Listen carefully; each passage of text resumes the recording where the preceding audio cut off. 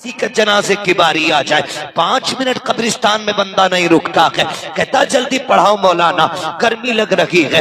جنازے کی نماز ہو جائے، جب مٹی دی جانے لگتی ہے نا، قبر میں اتارا جاتا ہے، تم دیکھنا کوئی درخت کا سایہ ڈھونڈتا ہے، کوئی دیوار کا ڈھونڈتا ہے، ادھر ادھر لوگ ہو جاتے ہیں۔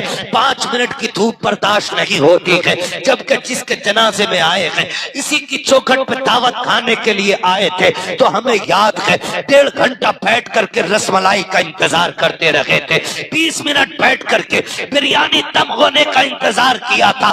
تم اتنے بڑے کتے بن جاتے ہو جنہیں دھوپ مشکل لگتی ہے، میں ان کی بات کر رہا ہوں، انہی کے دروازوں پہ کھانے جاتے ہیں تو 1.5 گھنٹہ بیٹھے رہتے ہیں، انہی کے دفن میں آتے ہیں، 5 منٹ رکا نہیں جاتا ہے۔ یہ دنیا بڑی بے وفا ہے۔ پھر قیامت کا دن کیسا ہوگا؟ سورج سوا نیزے پہ ہوگا، زمین تانبے کی ہوگی، کوئی صاحبان نہیں ہوگا۔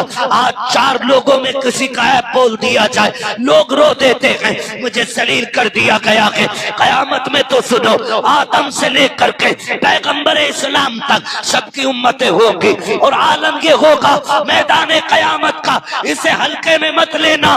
لوگوں کے عمل کے حساب سے پسینے میں ڈبایا جائے گا، کوئی ٹخنوں تک ڈوبا ہوگا، کسی کے گھٹنوں تک پسینہ، کسی کی کمر تک پسینہ، کسی کے کندھے تک پسینہ، کسی کی ناک تک پسینہ، کوئی ہوتے کھا رہا ہوگا، کوئی ڈوبا ہوا ہوگا پسینے میں۔